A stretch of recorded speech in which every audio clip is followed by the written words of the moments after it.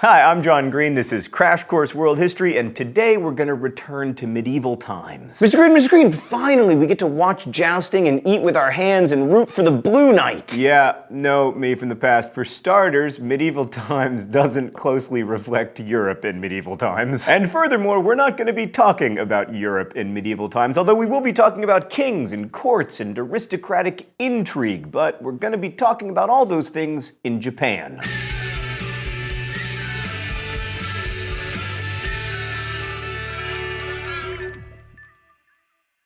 So discussions of Japanese history often focus on the Tokugawa period because it's got ninja and samurai, but much of the foundation of Japanese culture dates to the Heian period between 782 and 1167 CE. And when I say Japanese culture, I do mean culture, because the achievements of the Heian period were primarily artistic, especially in literature. So for most of this episode, we'll be looking at cultural history as opposed to like economic or political history. As a novelist and also a consumer of culture, I'm a big fan of cultural history. What I love about it is that it embraces the human imagination. I mean, you can't just make up economic theories. Just kidding, you can. Anyway, for our purposes, Heian culture is the high culture of the upper class aristocracy, and obviously focusing on this tiny sliver of the upper class leaves out the experience of most Japanese people. But we know a lot more about the elite than we know about everyone else, because it was the elite who were doing all of the writing things down, and they were writing about the people they found the most interesting themselves. In fact, one of the reasons we know a great deal about the Heian aristocracy is because of Japan's first great novel, The Tale of the Genji by Lady Murasaki Shikibu. Now, the historian James Murdoch called the Heian aristocracy an ever-pullulating brood of greedy, needy, frivolous dilettanti, as often as not foully licentious, utterly effeminate, incapable of any worthy achievement. But when you boil all the unnecessarily fancy words out of that quote, that sounds like people I'm very interested in learning about. In fact, I love some foul licentiousness. So one of the first things we learn from texts about the Heian aristocracy is that the aristocracy was dominated by a craze for things Chinese. Now, Chinese visitors to Japan thought the country was backward and out of the way and uncivilized. But one of the reasons the Japanese seemed backwards to Chinese visitors is that the Japanese in the 10th century admired Tang China, which had flourished a couple hundred years earlier. But there was also the fact that the Japanese blended Chinese ideas, especially Chinese Buddhism, with native traditions. In fact, one of the most interesting aspects of Heian Japan was the overall attitude of the aristocracy, which was characterized by a love of color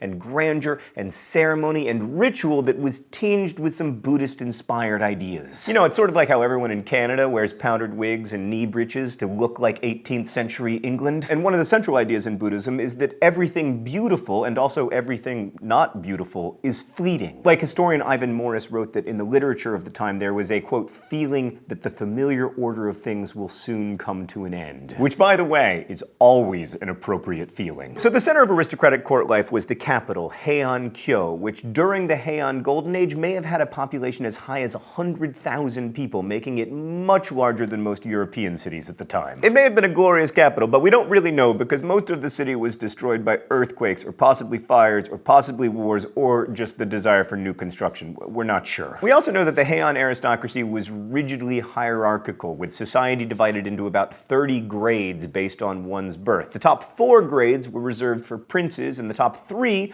known as the kugyo, received all the most important privileges, including governmental posts and revenues from special rice land. These people in the highest ranks could send their children to university, wear ceremonial dress, they were given lighter punishments when they committed crimes. Can you imagine a world in which rich people systemically receive lighter sentences for crimes committed than poor people? These rules were so detailed that they even determined what type of fan you could hold. The top 3 ranks got to hold 25-fold fans. But when the Tale of the Genji was written, this rank system, like all those ranks, applied to less than 1/10 of 1% of the total population. So we're really talking about the elites. As Ivan Morris put it, members of the upper class are almost all related to each other. They are totally uninterested in everyone outside their charmed circle and exceedingly sensitive in judging the precise social level of each person who does belong. In Murasaki's milieu, to determine a person's precise standing was no simple diversion, but a matter of overriding importance. Now, that description reminds me a lot of my high school experience. Aristocrats dominated the government, which over time became more and more ceremonial and ritualistic. In fact, by the the 10th century, much government work was carried out at night and consisted almost entirely of ceremonies. The nice thing about doing boring ceremonial work at night, though, there was a lot of wine. So yeah, that doesn't make for like excellent government efficiency. Heian Japan's economy was not much better than its governance. There was very little trade, and an attempt at land reform, which was supposed to grant every citizen a parcel of public domain land, totally failed. Meanwhile, aristocrats accumulated vast agricultural land holdings, and by the 10th century, court nobles were largely supported by these tax-free estates called manors. Now, interestingly, the nobles didn't technically own the land outright, as they did in much of Europe. Instead, they owned the rights to income from the land, and then those rights could be transferred to their heirs. So it is similar to ownership, but it wasn't quite ownership. Also different from Europe, upper-class Japanese women could hold the rights to a manor, and thus have a rather impressive degree of economic power. And that matters a lot because women played a key role in the flourishing of Heian literary culture that makes this period of history so interesting to study in the first place. Like overall, this inefficient, corrupt cronyism of Japan's government and economy definitely weakened the state, but it also provided time and money for the aristocracy to make beautiful and interesting things. Let's go to the thought bubble. Heian aristocrats were expected to feel melancholy over the transience of existence. In Murasaki's time, according to Ivan Morris, periodical protestations of melancholy and gloom were essential for people who regarded themselves as sensitive, and sensitivity, especially to art, was the hallmark of aristocratic breeding. The aristocratic gentleman is exemplified by Prince Genji himself, quote, with his gentle nature, his sensitivity, and his wide range of artistic skills,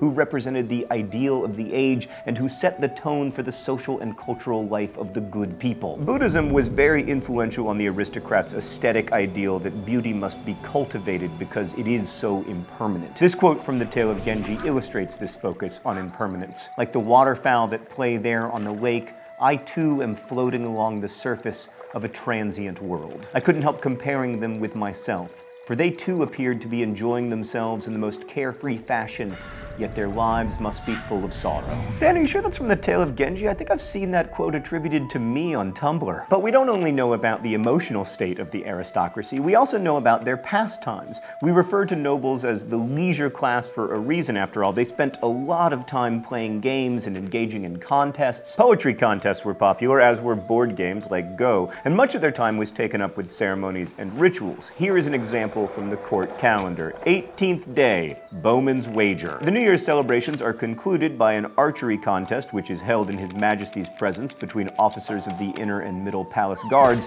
This is followed by a banquet during which court dances are performed and prizes awarded to the winning side. Members of the losing side are forced to drink the cup of defeat. Thanks, Thought Bubble. I'd like to make an announcement here at Crash Course. From now on, whenever we refer to anyone losing anything, we will say that they were forced to drink from the cup of defeat. So, other than pure Game of Thrones style drama, this highly ritualized, very insular social order of the elites isn't usually the kind of stuff we'd study at Crash Course. But first, thinking about the Heian aristocracy tells us something about the lives of the rich and powerful generally. Like, obviously they had to increasingly separate themselves from each other to feel more and more wealthy and powerful, which progressively led to them being more and more separated from, the vast majority of people living in Japan. But also, they produced and consumed cultural artifacts that came to define the style of the age, but also have continued to shape culture. Heian aristocracy and the documents that describe it tell us a lot about women, who, as we've seen, are often left out of historical narratives. The Heian period, at least culturally, was dominated by women, particularly Murasaki Shikibu and Sei Shonagon. So in some ways, at least, unlike almost everything we've studied, our view of the period is dominated by women's perspectives, although it is the perspective of the most privileged women. And what we see is consistent with a lot of upper-class mores. These women are obsessed with their looks, and especially with their clothes, which were cumbersome and heavy. They were expected to wear their hair very long, preferably reaching to the ground. They had to powder their faces and blacken their teeth, and they lived the circumscribed lives typical of upper-class women throughout the world, although there were some legal protections that they enjoyed. Like we talked about how they could have income from property. Laws also protected them from physical violence, specifically prohibiting a husband from beating his wife, which might not sound like that big of a deal, but compared to women's lives lives in Europe, that was a big improvement. And upper-class women in Heian Japan were all literate and educated, although their education was limited to the types of cultural skills that would make them attractive to men. Poetry, music, calligraphy, maybe some literature. Disciplines like history and law and philosophy were mostly off limits, and that brings me to something I want to talk about. All of these privileges, from the heavy, cumbersome clothes that make it difficult to move, to the kinds of education women could have, or the kinds of limited legal protections they could have, all of that is evidence of a patriarchy. So we see through these women's stories the way that they were able to express themselves and their philosophies and the way that they lived in the world. So women like Murasaki Shikibu lived constrained, cloistered lives, but of course there were opportunities available to them that weren't available to men. And that's what's so exciting about being able to read their narratives. We just don't have many equivalents to that in Europe at the time. That noted, these women, like their male counterparts, spent most of their lives indoors and communicated mostly by intermediaries or letters. Women couldn't show themselves to men or make conversation with them, but there was a great deal of interest and intrigue around love and romance, not least because Heian gentlemen were expected to be polygamous and also to engage in extramarital affairs. But just because sexual relations were often divorced from marriage and love affairs were common doesn't mean that they lacked emotional consequences. In the stories we read about Heian Japan, everybody is always worried that they're going to fall out of favor with their lover or their husband or their whatever. It's so exciting to read about. I mean, I'm sure if you're living inside of it, it would make you very anxious. Also, when courtship and marriage had political dimensions, as they did in the highest noble ranks, women were often in danger of being displaced by a more advantageous match. And we know from the stories that all of this combined into pangs of jealousy and fear of being abandoned, and then pain when you actually were abandoned. And those kinds of stories, I'm sure I don't have to tell you, have a kind of universality about them. The last thing I want to say here is that power works differently when you're not in power, right? Like if you're a student in a high school classroom, the teacher has the power, but you have some power. And the most interesting thing about the stories from the Heian aristocracy is the ways that women used the power that they did have to bring about change in their own lives and in their communities. So by looking at history through the lens of literature, we get a very different perspective than if we were to focus on government documents or archaeology or descriptions of war. This helps us to try to develop a sense of how people at the time felt, although we're only dealing with a very limited group of people, obviously. The cultural achievements of the Heian period, described and exemplified by the Tale of Genji, were considerable, especially when compared to what Europeans were accomplishing at the time. And it's another reminder that we need to be careful when we talk about the 9th and 10th centuries as the Dark Ages. It's also interesting that the Heian period in Japan wasn't particularly successful politically or economically, but that it did lead to great cultural achievements. And almost all of the literary achievements were made by women, which, as Morris points out, is a rare, if not unique, phenomenon in cultural history. For Heian Japan, the historical record was written primarily by women. And while the Tale of Genji doesn't discuss politics or economics the way that we usually imagine them, and while it describes a world that leaves out 99% of Japanese people during the period, it has a lot to tell us about the way that at least some people felt and lived, which is more than can be said for a lot of history books. And that's a type of history that most of us can relate to more than stuff with generals and kings in it. For instance, when I look at the history of my own life, I find that generals and kings have played a very minor role. Jealousy, on the other hand,